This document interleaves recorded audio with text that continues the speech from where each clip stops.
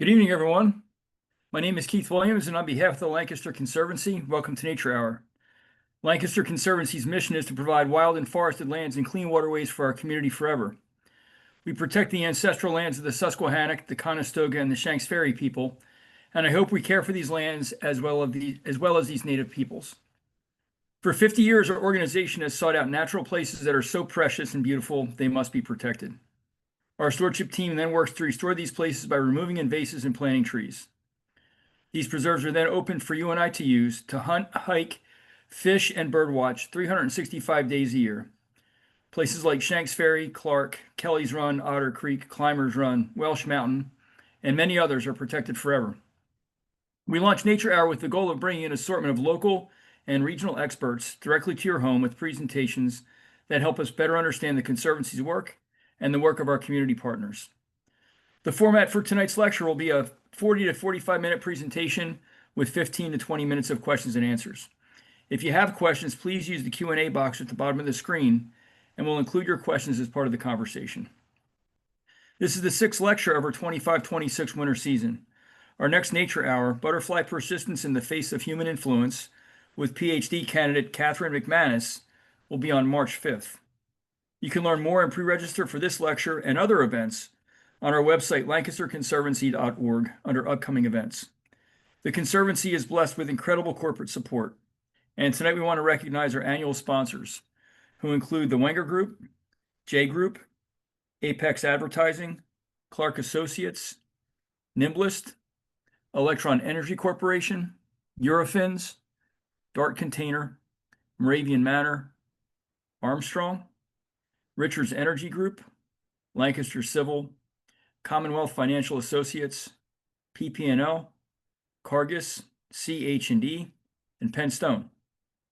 And now I would like to introduce tonight's Nature Hour, Appalachian Geology, with Dr. Taylor Walsh. Dr. Walsh is an associate professor of geology in the Department of Earth Sciences at Millersville University. He holds a BA from Oberlin College and earned both his master's and PhD from the University of Rochester. Dr. Walsh is the principal investigator of the Millersville University Structural Geology Laboratory, and his research interests include faulting and fracturing in rocks, the structural geology and tectonics of the Appalachian Mountains, and the relationships between geologic structures and fluid flow in the crust. This research integrates field studies in geology, microstructural and textural analysis, geochemistry, and experimental modeling. Join me in welcoming Dr. Walsh. Hello, and thank you for having me. There we go. Let me start by saying thank you for having me to talk about my research and what we're doing at Millersville. And I really want to start by saying thank you to the Lancaster Conservancy. I do a lot of field work with my students. I take a lot of students on field trips to look at the geology or streams or hydrology of Lancaster County. And in my career at Millersville, I've been here about 11 years. I'm thinking probably 600 to 700 students have been on Lancaster Conservancy properties. Keith has taken many of my students as part of our first kind of introductory class in college to Climbers Run, where we talk about land management and learn about all the different aspects of it. And it's really just having the Conservancy in Lancaster County has been so enriching for our students and for their development and kind of education about the earth and about the environment that they live in. And this extends beyond just kind of what we do in the classroom or what we do with the college students, but also we see, we have summer programs in Millersville. We take middle school and high school students out in the field and again on Lancaster Conservancy properties. And so it really is just a wonderful resource. I know the mission is to preserve the land and to help the environment and provide this sort of natural open spaces. But just as an educational resource, it's really, a wonderful tool. And so when Keith asked me to do this, I said yes right away, because anything I can do to give back to the Conservancy, I want to do it. And I think, you guys should be really proud of the work that you do. So thank you again for inviting me and for, helping the community so much and providing this land to the public that, anyone can take advantage of. So again, thank you very much. So this talk is going to be kind of in two different parts. The first thing I want to talk about is some general tectonic history of the Appalachians and how it impacts our everyday lives. Most of us don't think about tectonics, right? The movement of the plates of the outer part of the earth and, billions of years of history and things like that. And we don't really think about how this is relevant to our day-to-day lives, how it impacts, what we do and what we eat and kind of the different types of jobs people have and where they live. But as you start to look into this and kind of understand the geological map of Pennsylvania and understand how that map came to be and the history of our state and of the Appalachian Mountains in general, it will really help you realize that everything that we see on the Earth today is the result of Earth's history, right? Of that 4.5 billion year history. So that's going to be the first part, and that should be about half the talk. And the second part of this, I'm going to talk about some of the ongoing projects I have with my students here at Millersville. So just for a minute, for those of you in the audience who maybe haven't seen this before, this is the Pennsylvania geological map. And if you look at the map, the different colors that you see represent different ages of rocks. And broadly speaking, they also represent different types of rocks.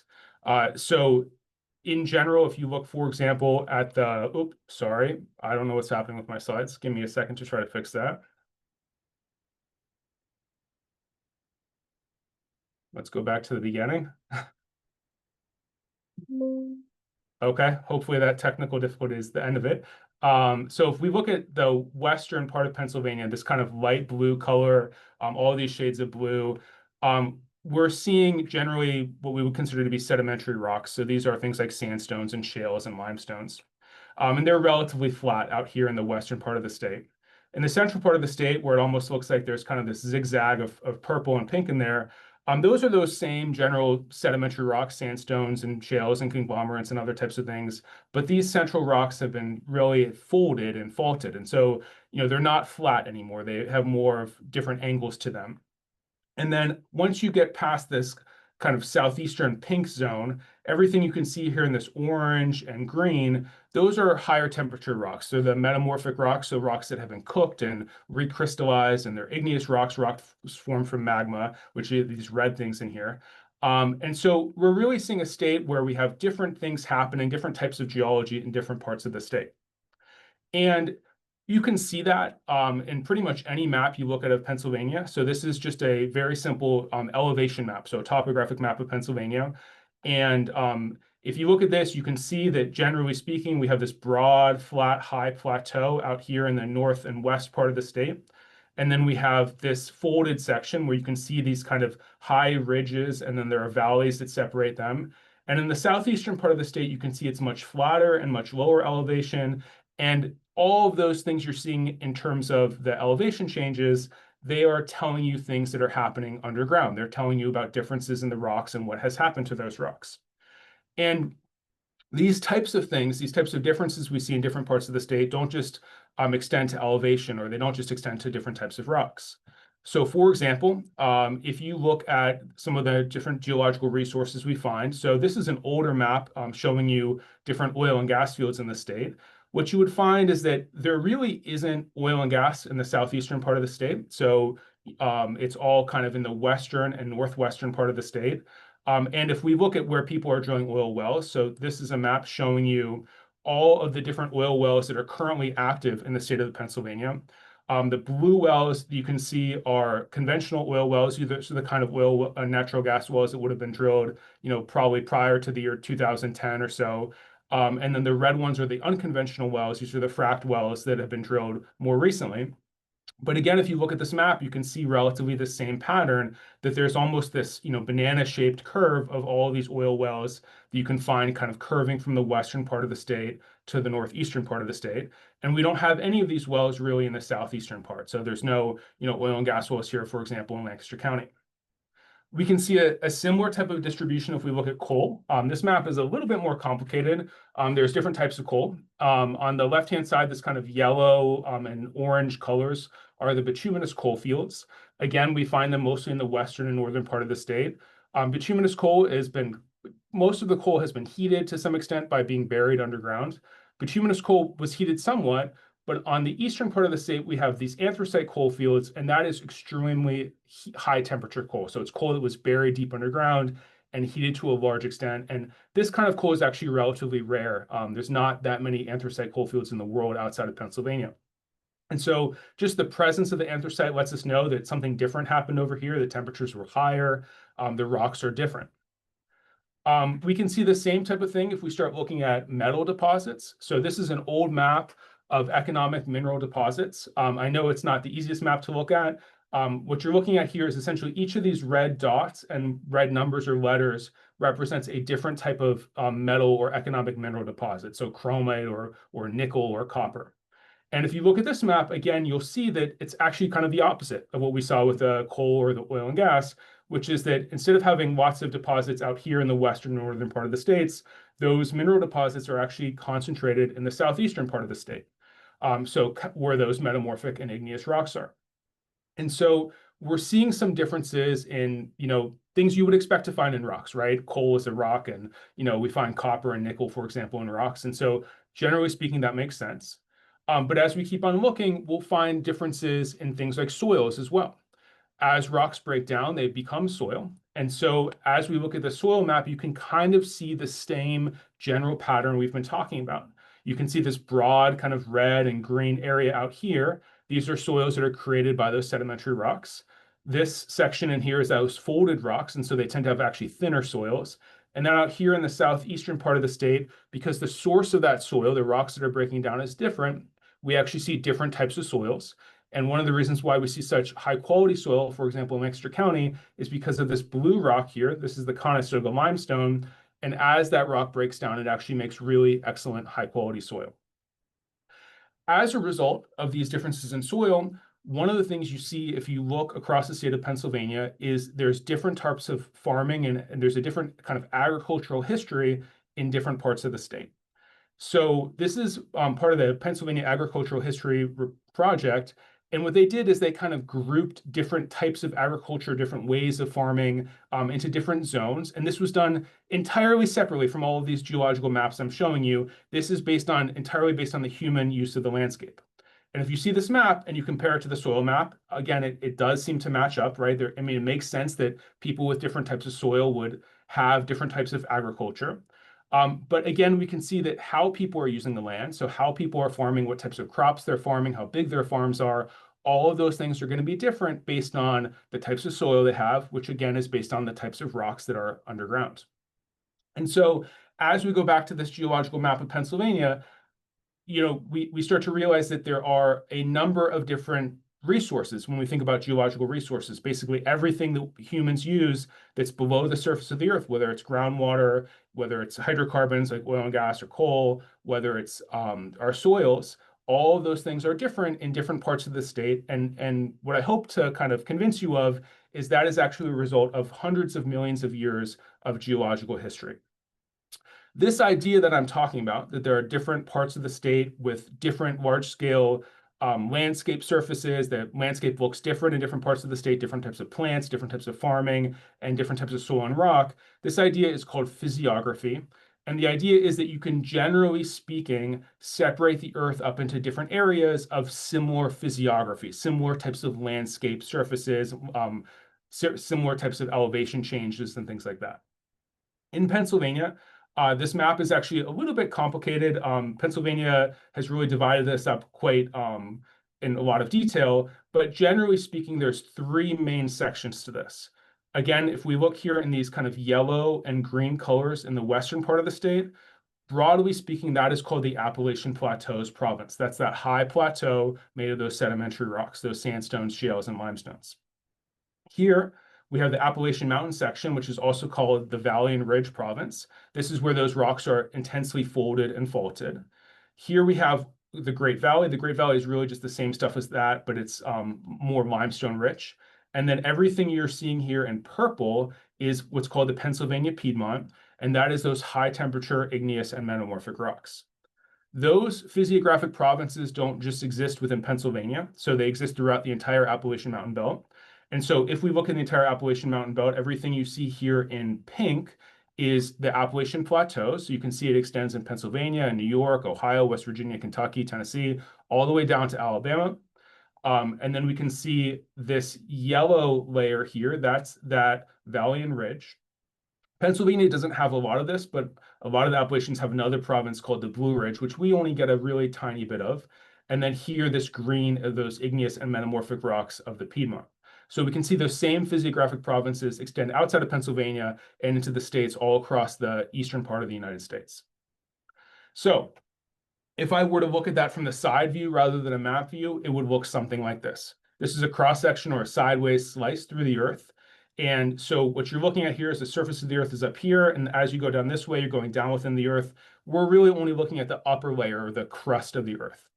The very top part of this here is where we tend to find, our sedimentary rocks in general. And in this case, this section here, where you can see that these layers of rocks are flat, that is that Appalachian Plateau section. So you can see how flat those layers are. They are essentially parallel and horizontal with the surface of the earth. Here's this middle section, that valley and ridge section. These black lines are the faults where the rocks have been broken, and you can see the rocks have also been folded into different shapes of the folds.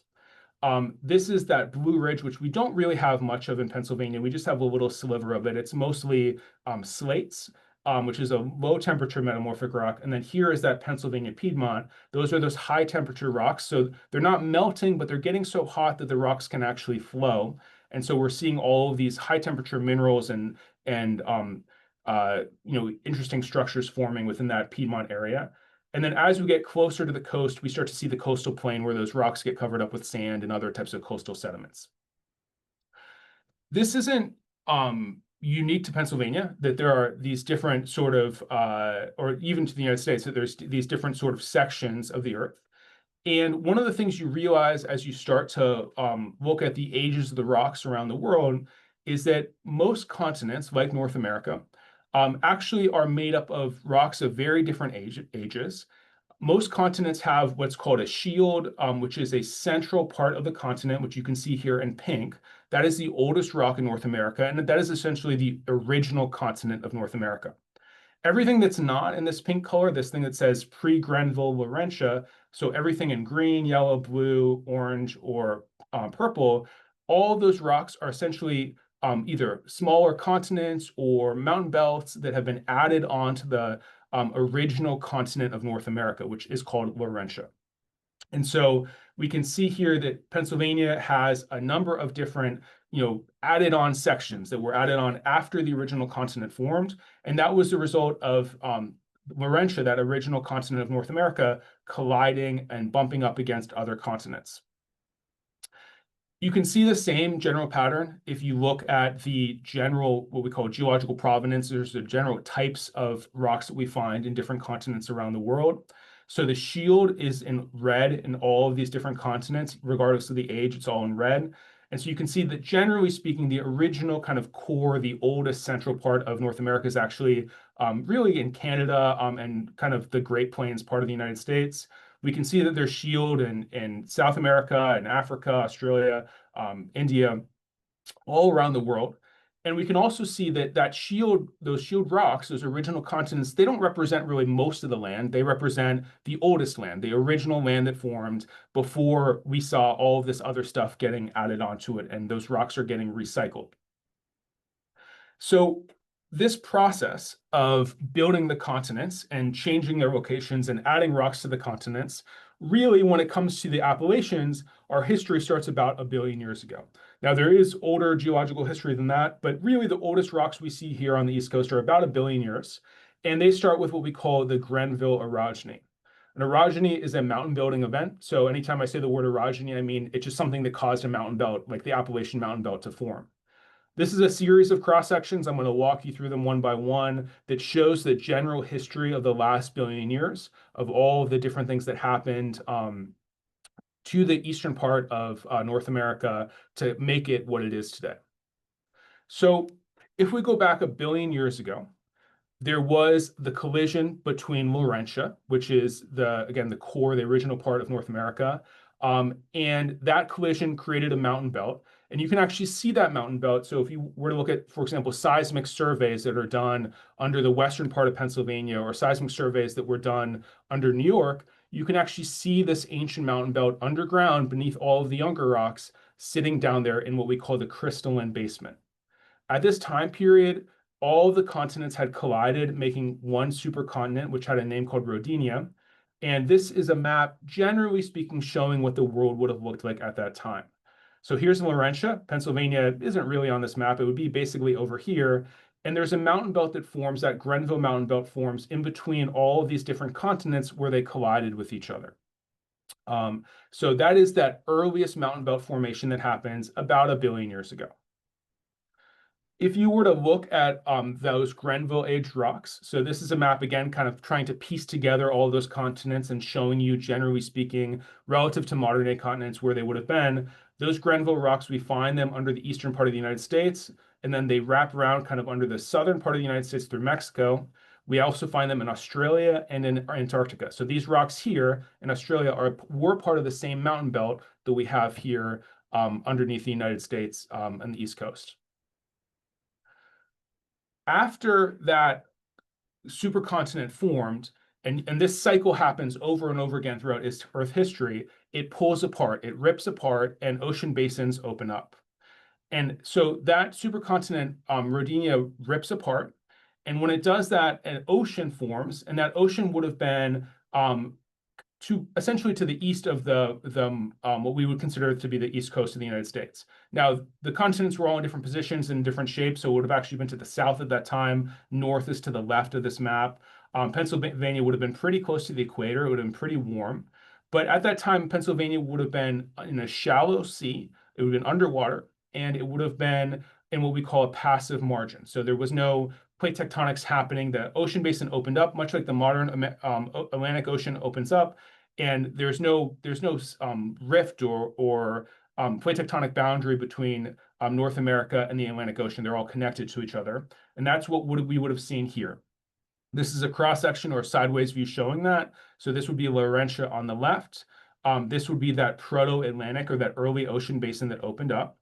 And this would have been underwater here. So there would have been sediments that would be depositing into that shallow ocean, and limestones and coral reefs and all kinds of life-forming sediments that would have been deposited here. That Atlantic Ocean, after it opened, I shouldn't say Atlantic, that proto-Atlantic Ocean, after it opened up, also continued to do other things. And on the other side of that ocean from Laurentia, the oceanic crust started to subduct or go underneath another piece of oceanic crust. And when it did that, it started to melt and it formed an island arc, which is very similar to the modern Japanese volcanic island arc. And so here off the coast, you would have seen a series of volcanic islands that formed. And these volcanic islands would have been sitting, again, just out in front of the continent, very similar to how Japan sits out in front of the continent of Asia. Eventually, that volcanic island arc, so this process of this land going, or the crust, excuse me, going underneath that volcanic island arc, that process would have continued, and the entire oceanic crust would have been subducted or gone down underneath that island arc. And as a result, that island arc would have then collided with Laurentia. And so here's that volcanic island arc colliding with Laurentia, and that produced a mountain belt called the Tectonic Mountain Belt. So the tectonic orogeny, or that tectonic mountain building event, which would have happened about somewhere between 490 and 460 million years ago, probably starts 490 and is wrapping up by 460 million years ago, that starts to build the first of what we would consider to be the Appalachian Mountains. As that island arc collides with North America, you still see that Pennsylvania is in a shallow seaway. And that island arc starts to erode, and the sediments that erode from that, so the sand and silt that erode from that, are deposited on top of the rocks here of those really old Grenville rocks, and they start to form new layers of rocks. And so, for example, the Conestoga limestone that we were talking about, that we find throughout Lancaster County, that was actually deposited at this time. So those carbonates, which would have been like a reef, some type of reef-building organism, they would have been forming these big reefs, and those reefs ended up turning into the Conestoga limestone once they were buried and heated up. So that's forming some of the rocks we see here in Lancaster County. So this is a cross section of what that would have looked like. So here's that passive margin, and here's that island arc. So all of this crust subducts or goes down underneath it. The island arc slams into North America, and you can see then it becomes stuck to it. So this yellow bit of rock that's been added on is now bits of those islands that are now part of Laurentia. They're all part of North America at this point. Beyond that, there is still more ocean. And on the other side of that ocean, there is a number of small continents. The one we're going to focus on is called Avalonia, which is a small continent that hits kind of the northeastern part of Laurentia, basically where we are. But there were other small continents that also then were existing within that ocean. So here you can see kind of the setup to this. So these are all these fragments down here of these little continents. And these little continents start to collide with Laurentia, and they produce another series of mountain belts on top of the one that's already there. And so as that happens, the mountains that we would have seen on that eastern margin of Laurentia get higher and higher. And so we now see really large amounts of erosion. We have these really high mountain belts, and right next to them, we have a very shallow ocean. And you can see that's covering most of Pennsylvania here. And so those mountain belts are shedding sediments. Those sediments become the sedimentary rocks that we largely see in the western part of the state. And so it is the erosion of these mountain belts that we really have evidence for in Pennsylvania. You don't see this mountain belt anymore. It's been basically overprinted, but we see evidence of those sediments. So all those sandstones and limestones and conglomerates that were formed because of eroding away of these rocks, that's really the evidence we have that this happened. And so this is, again, that cross-section showing what happens. So Avalonia, again, collides with North America. Those rocks get stuck onto North America. And it's kind of interesting. One of the best examples of this is if you can see this happening in Nova Scotia. In Nova Scotia, in the Canadian Maritimes, just kind of northeast of Pennsylvania, you see that there's a very stark difference between the northern and southern half of the island because it was one of these, the northern half of the island is actually one of these little microcontinents, and it's totally different geologically from the southern half. So after Avalonia collides with North America, and that gives us what we call the Acadian orogeny or the Acadian Mountains.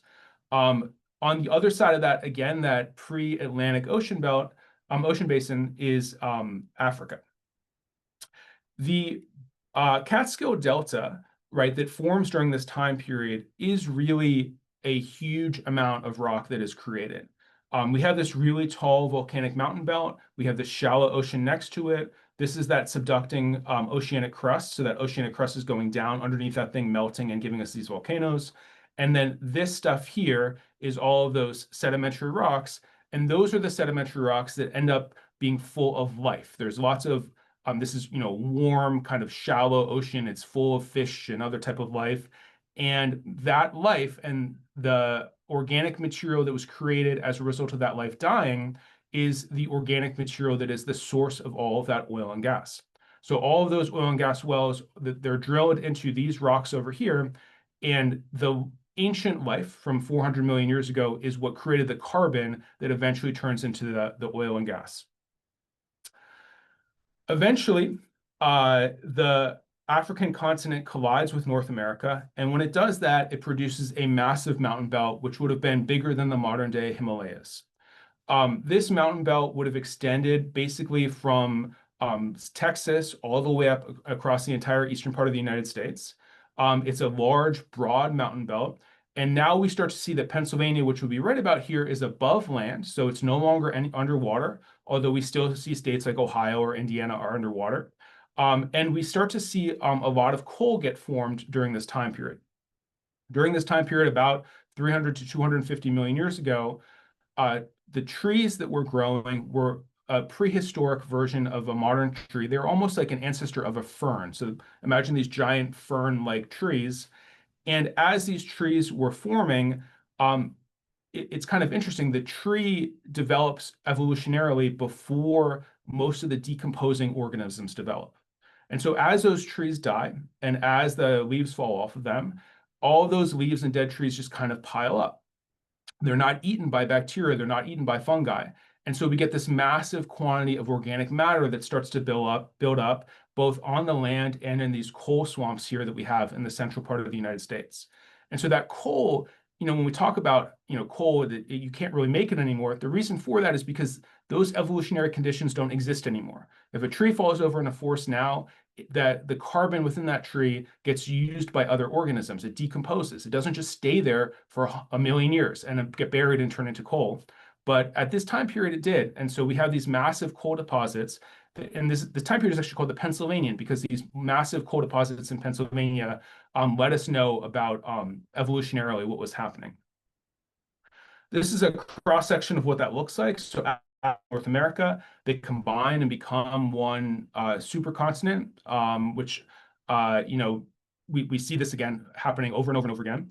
And eventually that supercontinent rips apart. It rips apart and the modern day Atlantic Ocean opens up. As it rips apart, the rocks are ripped apart. So there's a series of faults that form. For example, if you go to Gettysburg, the Gettysburg Basin, which is essentially where you find the modern day battlefield of Gettysburg, is actually formed as a result of these faults ripping the earth apart as the Atlantic Ocean was opening up. After the Atlantic Ocean opens up, we start to see the kind of modern day eastern part of the United States. So we have the Atlantic Ocean off here to the east. We have the coastal plain covered with, those sands and other type of modern day sediments. And then in here, we start to see those different sections or those physiographic provinces of the Appalachians. And so out here is where that plateau would have been. Here is that valley and ridge. And then here in that central part of the mountain belt, basically making up these higher temperature, more deeply buried, more squished, if you want to think about it like that, rocks. Those are the southeastern part of Pennsylvania rocks, those higher temperature metamorphic rocks. So again, if we look at the state, what we're really seeing here is all of this stuff in the western part. These are those flat-lying sediments that were shed into that shallow ocean basin. These are those same flat-lying sediments, but during that collision, they got folded and bent, and they got really kind of messed up, faulted and folded and broken and bent. And then here is the central part of the mountain belt. The rest of the mountain belt, right? The rest of the high temperature part of the mountain belt is still in Africa. So the other half of it, when the ocean opened up, went with Africa. And so if you go to Morocco, there's two mountain belts called the Atlas and Anti-Atlas Mountains. And those represent the other side of the mountain belt, which would have been the Appalachian Mountains. And so we here have, just our sort of western half of that mountain belt.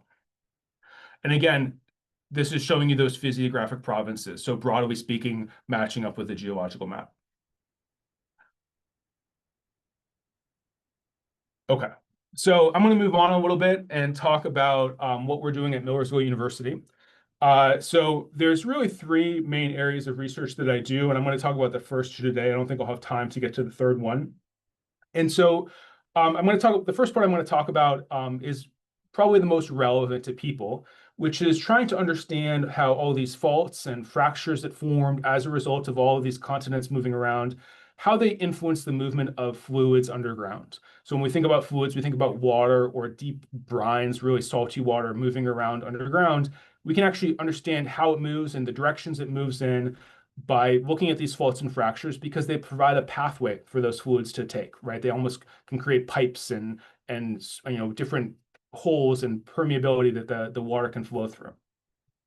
The other thing I do some work on is we try to understand the physics behind fault formation within mountain belts and really the development of mountain belts from a physical perspective.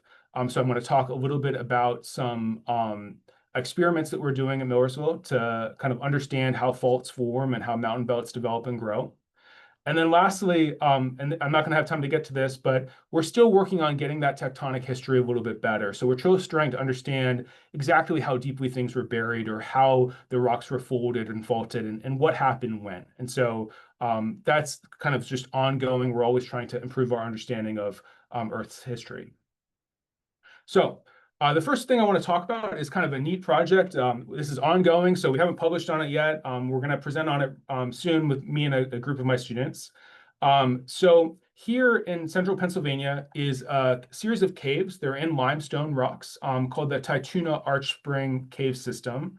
And in that Tituna Arch Spring Cave System, we have some really interesting hydrogeology. So the water and how it flows through those caves and flows underground through the rest of the land is really complicated.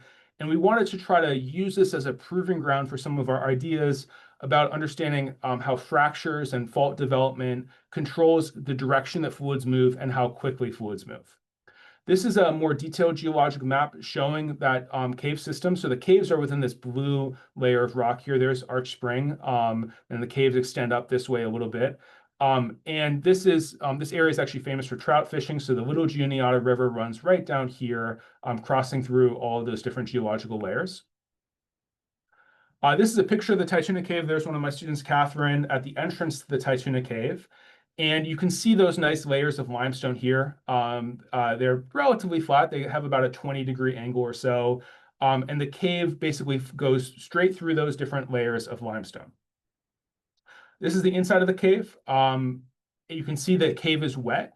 There is a series of springs that essentially feed a river that flows through this cave. And the river flows through this cave. And then it comes out of the ground as springs, and then it goes into another cave, and it comes out of the ground as springs again. So you can see this is close to the entrance of the cave. The water's flowing in. Most of the cave is flooded, so you can't just walk into it. You can just go kind of a little bit of the way into the cave, and at that point, it becomes completely flooded. This is a map of the Tituna Arch Spring cave system. So this is a top view of it, and here's the entrance to the Tituna Cave. You can go in about this far, and then it becomes the roof of the cave kind of goes down, and it becomes completely full of water. And this is the Arch Spring cave system, and that is basically completely flooded. This cave map was made by cave divers, so people using scuba breathing apparatuses to go into the cave, and they mapped it, doing cave diving, which is incredibly dangerous. And they basically made a complete map of the cave system. There are some sections where they weren't able to find a connection between the two caves. So right here, they were never able to find and connect those two caves with each other. So there's a gap in between them. But we know from previous research into the water in this area that hydrologically, the water that flows through these caves is the same. So it's the water that flows through it's all connected. So there's got to be some kind of little passageway. Maybe it's too small for a person to get through that connects these two caves. Maybe it's a series of fractures or something like that. And I should point out, when I say cave diving is extremely dangerous, the cave divers who were doing this, one of them died as a result of this work. So there's no effort to go back into this thing and try to map it again because of how dangerous this type of work can be in terms of cave diving. I want to point this one out to you because I think it's important to see that these caves, we oftentimes think of caves as going deep down underground, but the cave is actually pretty flat. So if you go into the cave entrance here and you were to map that cave out, what you would find is it is essentially horizontal. The land rises up above the cave, but the water flowing through the cave is barely going downhill. It's actually almost going completely flat, and then it's coming out, and then it's going back into the next cave and coming out at Arch Spring. This is a picture of Arch Spring. So the water is coming out of the ground at Arch Spring, and here's the arch of Arch Spring. And you can see that water flowing out of the cave system. The water then flows out of Arch Spring. So here's Arch Spring on the southwestern part of the map. The water flows out of Arch Spring, and I'm going to zoom in a little bit, and you can see the water flows out of Arch Spring here, and it actually goes back underground where the red star is. So where that red star is, the water flows into a river. So there's a river here called Sinking Run, which is blue, but that river is a sinking river. So the water flows down through the bottom of the river, and it goes into what's called a swallow hole, which is like a sinkhole where the water flows into the ground and then starts moving through the earth as groundwater. Here's a picture of that. So I don't know if you can see in the background here, but this is the water flowing down the river. You can see that it becomes a dry riverbed as it's moving closer to where I am as I'm taking the picture. And then this is the last little bit of water flowing down into the riverbed. When you get a big flood, this thing probably flows downstream. So it probably has water in it. It flows downstream when it's flooding. But when it's relatively dry out, all of the river and sinking run, all the water in Sinking Run flows down through the bottom of the river and enters into the ground. And what we wanted to really figure out is, where is this water going, right? Where is it going? How does it get there? And how important are these fractures, these faults and fractures that we found as we're doing some mapping? How important are they for controlling which way the water moves? and how important are they for the development of these cave systems, right? The water flowing through the fractures, it can slowly dissolve the rock around them, and it can widen those fractures and eventually turn them into caves like the Tectonic Cave. And so we wanted to see, again, how important these fractures are and how valuable they are in terms of controlling the direction the water is going to be flowing. So what we did, and this is the kind of a weird experience if to do this, is we did what's called a dye tracing study. So into that swallow hole, we put what's called a fluorescein dye. It's a brightly like yellowish green fluorescent dye. It is safe for aquatic vertebrates and invertebrates. It's safe for frogs and fish and baby fish. It's used by some cities to dye the river green on St. Patrick's Day. And so on the right there, you can see me. I'm wearing a Tyvek suit. People actually, they use this they inject into your eye for certain types of exams in the eye doctor or to look for things in your body. It's not dangerous to me that I'm putting it in there. I'm trying to not get contaminated as I put the dye in into that swallow hole. So you can see the water flowing and then going into that swallow hole, which is where I'm putting the dye in.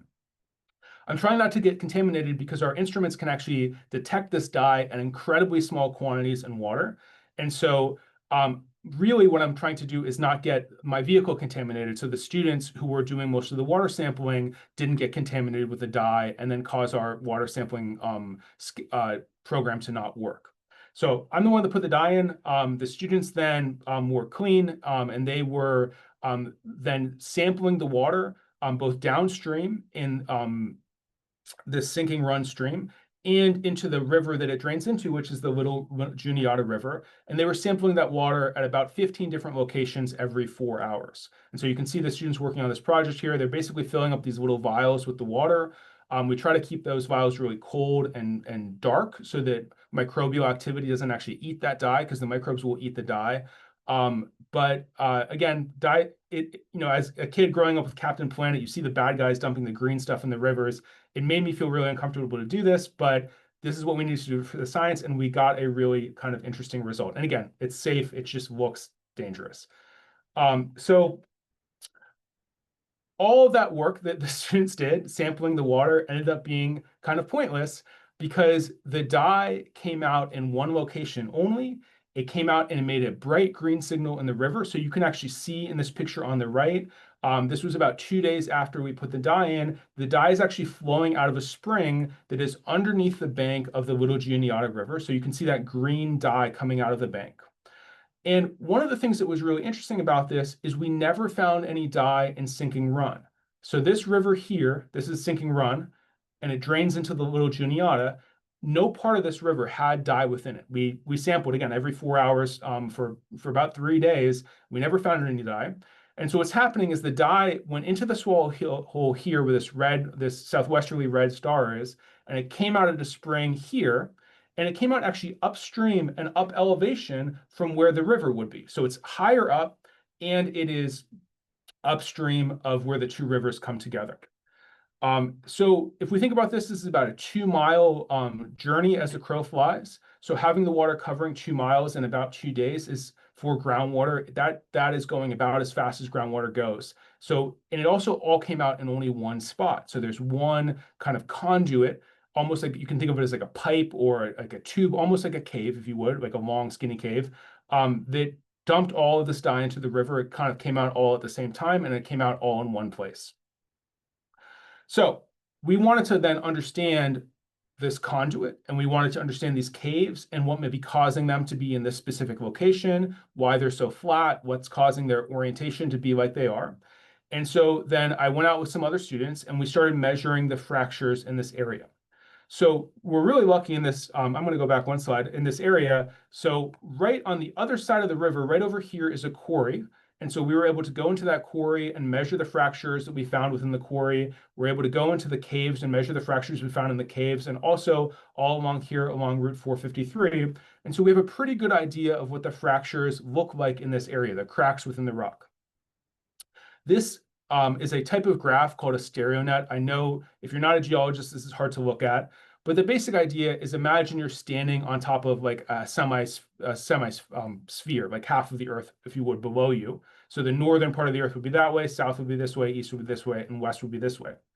As we plot these different fractures, So for example, you can see all these black lines here. These represent different fractures. And you can generally see their orientation north, south, east, west by looking at how they cross the map. And how curvy those lines are tell you whether they're steep. So if they're straight like this one, they're steep. They're almost directly up and down. And then when they're really curvy like this one, they're closer to being flat.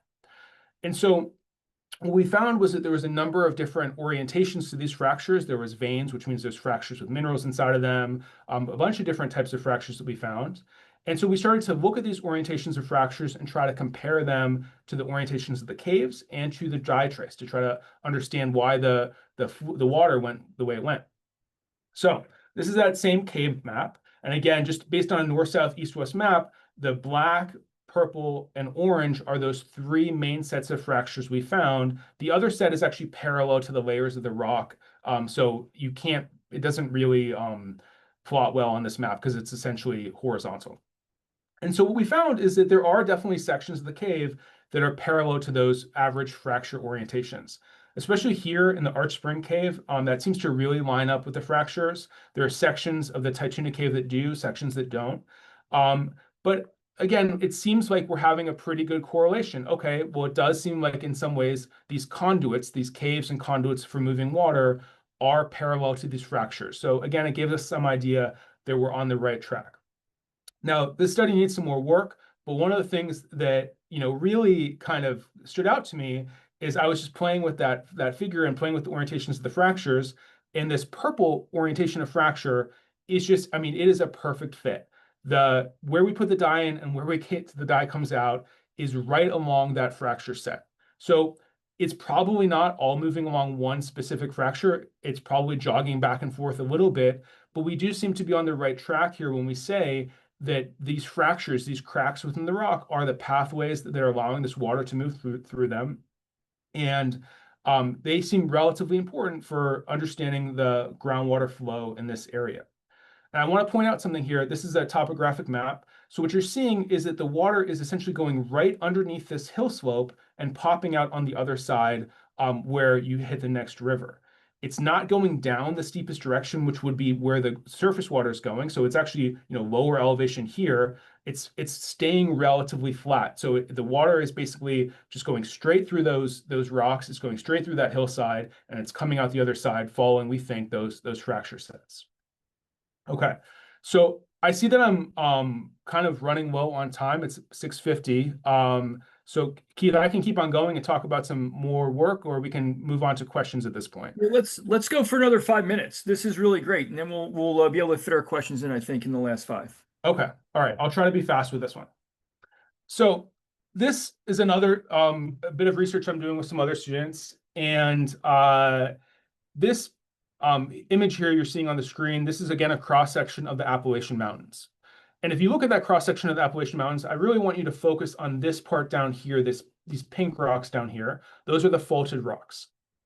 And one of the really fundamental questions in my field that we have to try to understand and we're working on is, why do we get all of these different faults? We have 12 different major faults here, plus a whole bunch of little ones that are too small to put on the map. And we have all these faults, but if you actually think about the physics of faulting and of the mountain belt developing, there's no physics reason really, or we don't have a great one for why you can't just have one giant fault, right? Why do we have a 12 or really more like 100 little tiny faults? So there have been, since the 1980s, physical models that have been developed to try to understand this. So we have a series of these faults. So you have all of these different faults where you see these kind of pink layers of rock that have been thrust upwards on top of one another.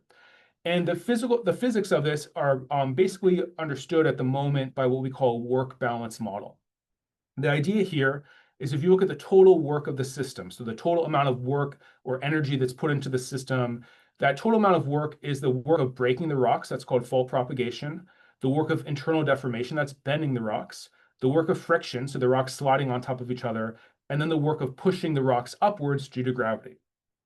And those early models from the 1980s and 90s that were looking at this basically ended up with this problem right here.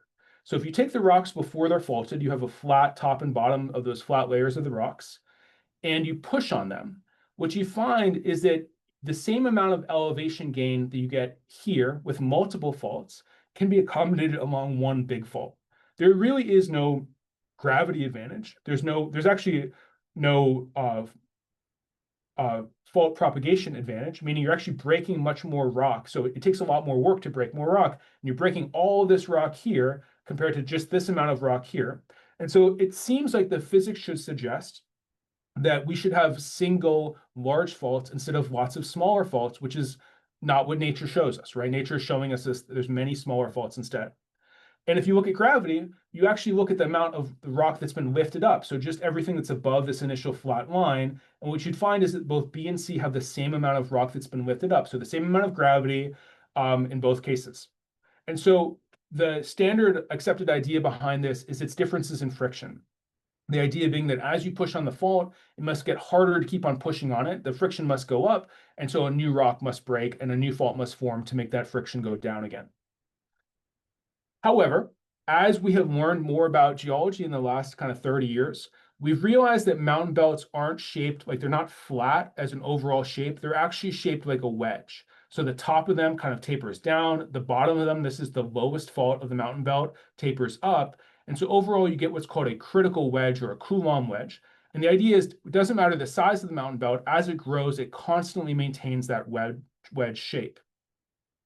We see that not just in the Appalachians. So here's the southern Appalachians. You can see there's kind of an overall wedge shape. It's pretty flat though. We can see it in the Alps, right? In different parts of the Alps. We see that same wedge shape in the Himalayas and the Pyrenees. We see it in the Cordillera and Mountain Belt in South America. So basically every mountain belt shows us the same wedge shape. And so what we've been working on is kind of trying to understand the physics of this. And so we've been doing some both theoretical modeling, some mathematical modeling, and then some physical modeling to kind of try to replicate this and understand how the wedge shape might play a role in determining how faults form. So this is a very basic theoretical model of a wedge-shaped mountain belt. This is the before anything happens. So before faulting, before folding, that's A. And you can see that wedge shape. And then B and C represent what it would look like after it was faulted. So we're pushing them the same amount. So the same amount of total push, or what we call shortening, has happened in both of them. In this case, though, we let there be multiple faults. And in this case, there's only one fault. And what we realized is once you start to look at the mountain belt as a wedge rather than as kind of a flat series of layers, what you would find is there actually is a difference in the gravitational work. So in this mountain belt over here, where we let there be multiple faults, what we find is that overall, the series of faults are lengthened, right? So the overall mountain belt becomes longer, but it's also not as tall. And so this blue area here represents that additional elevation that was gained as a result of all of that faulting. Whereas on a single fault, we actually find the mountain belt is shorter and taller, and so we find an overall increase in elevation. And so that's that red kind of trapezoid there in section D. The overall center of mass is represented by these two dots. So the red dot represents the center of mass of this one. The blue dot represents the center of mass of this one. What we find is, again, there's overall less lifting as we get multiple faults. So that gives us some idea that, hey, maybe it's not just frictional changes, but maybe there is actually a role that gravity plays in doing this. So we have been doing a series of experiments with what we call a sandbox modeling apparatus. This thing is basically like a big fish tank that we fill with sand. It has a motor on the bottom, and there's like a conveyor belt that made of mylar. And what that conveyor belt does is it allows us to push and pull that sand against the walls, or we can sometimes move the walls if we want to and smash into the sand, just like a mountain belt would be smashing into the layered rocks. This motor is computer controlled and it can move in incredibly small increments, so we can really kind of precisely control how we're moving this. And so we set up a series of experiments to test these two models. So essentially letting the sand form multiple faults or not allowing it to fault at all. So this is the first example of allowing it to have multiple faults. This wooden block was kind of pushing the sand along. And this is the original wedge, and this is flat lying sand that was pink. And all of those kind of little, almost like tongues of sand that you can see sticking out, those are the faults that would have formed between the layers of sand and allowed that mountain belt to get wider and also get taller. So this kind of, as it was pushed, it was gaining in elevation. What we found by doing this is we were able to compare it to a model where we didn't let the sand break forward. So we actually used a second wood block instead of sand, so that it couldn't break, that wood couldn't break. And we compared the shape of the wedge we generated in both of these scenarios. We found, so we used some image processing software to do this, but what we found is that, again, if we look at it, when we let the multiple faults form overall, so again, this blue area here represents the kind of multiple fault scenario. Overall, there's less elevation gain, and the wedge or that mountain belt becomes wider. And so we're seeing the same thing in the physical models. So we just put a bunch of sand in a box and squish it, and it behaves just like the mountain belts do in terms of it makes multiple faults. It doesn't make a single fault. In fact, we did everything we could to try to make a single fault, and you can't get it to do it. You basically cannot generate a single fault using these sandbox models. So that's it for me. Hopefully, we've still got some time for questions. So yeah, I'll turn it over to Keith. That's that's really fascinating work and really wide ranging. Like from doing the dye tracing to the lab experiments, just really fabulous. We got a couple of questions. Can you speak to, we talk about orogeny, right? And subduction zones. And underlying all that, my understanding is the idea of plate tectonics that's driving that. Can you describe the process of how those plates move and cause those collisions? Sure, great question.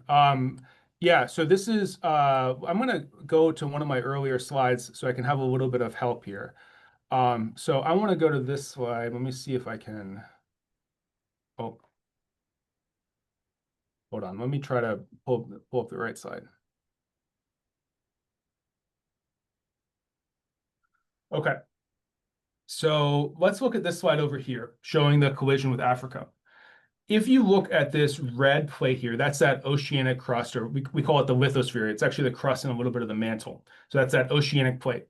What basically happens is, as that oceanic plate is formed, so as the Earth is ripped apart and the oceanic crust is formed by magma rising up and cooling down and turning into rock, that rock is basically the same density as the rock we find in the mantle. So it's much denser than what we'd find in the continents. The rocks at the bottom of the ocean are denser than what we find in the continents. And as that rock moves, as it spreads apart from that place where it's formed in the mid-ocean ridge, the rock gets colder. And you think about hot versus cold, right? We know that a hot air balloon is going to rise up. Well, as that hot air balloon cools down, it's going to start to float down again. The same thing happens with the rocks. So as these rocks here at the bottom of the ocean start to get cold, so these over here next to Apollonia or these over here next to Africa, they start to get cold. And as they get cold, they just start to sink. So their density gets higher and they start to sink down into the underlying mantle. And so it is literally just the sinking of the rocks. You can think about it almost like the Titanic sinking. If you've seen the movie Titanic, in the end of the movie, the boat kind of turns on its side and sinks down. The rocks basically do this same thing. So as they get cold, they turn and sink down. And as they do it, they pull the continent with them. So they're still attached over here. And so this continent is being pulled towards the right and colliding with Africa because these rocks are sinking down. They're too cold and too dense to float anymore. And so they sink down into the mantle and then they basically melt and turn back into the rest of the stuff in the mantle. Awesome. And I mean, we're talking deep time, right? I think 1 billion Yes. years is when we think the Appalachians actually kind of started, and then 500 million years was another marker. And the Susquehanna is rumored to be, I think, the oldest river in North America. Could you comment on that? Yeah, really interesting, Susquehanna. So I wish I talk about this in one of my classes. The Susquehanna, if you look at it, it's one of the few rivers that actually goes directly across the mountain belt. So it goes across the Appalachians, basically from central Pennsylvania across the valley and ridge. And there's a series of water gaps, these beautiful water gaps where the river goes right through the mountains. What we think allows it to do that is actually that the Susquehanna is older than the Appalachian Mountains itself. We think so Appalachian Mountains, like the modern edition, if you will, about 230, 240 million years old. And so the idea being that as the mountains are growing upwards, the river's constantly eroding its way through them. And if the river can erode quickly enough, it will basically stay in the same place. And so as we're constantly feeding those rocks upwards, as the mountains are colliding, or continents are colliding, the river is constantly eroding through it. And we believe that is why the Susquehanna River is able to form those water gaps and cut across the mountain belt. You don't see that. Like you don't see that if you go out west. If you look at the Rockies, or if you could look at, the Himalayas, you don't see rivers cutting across the mountain belt. Usually you find them parallel to the mountain belt in between those valleys. So it really is a special thing, that kind of Pennsylvania, history and the role of the Susquehanna River. Yeah, and to your point, how you started the whole presentation, we really are blessed in this part of the state with amazing geology that's exposed in a lot of places. And so a lot of the preserves that we have that beautiful history right there before our very eyes, like House Rock and Kelly's Run, Climbers Run, all have a lot of that geology right there for us to take a look at. And obviously, after this lecture, for me, it's a little bit easier to decipher what I'm actually looking at. So Taylor, thank you so much for all the research that you're doing, but also for sharing some of your amazing knowledge with all of us tonight. Our next Nature Hour is going to be on the butterfly persistence in the face of human influence with PhD candidate Catherine McManus. And that'll be on March 5th. You can find that and a bunch of other events at lancasterconservancy.org under events. Thanks again, everybody, for being with us. And Taylor, thanks so much. Thank you for having me.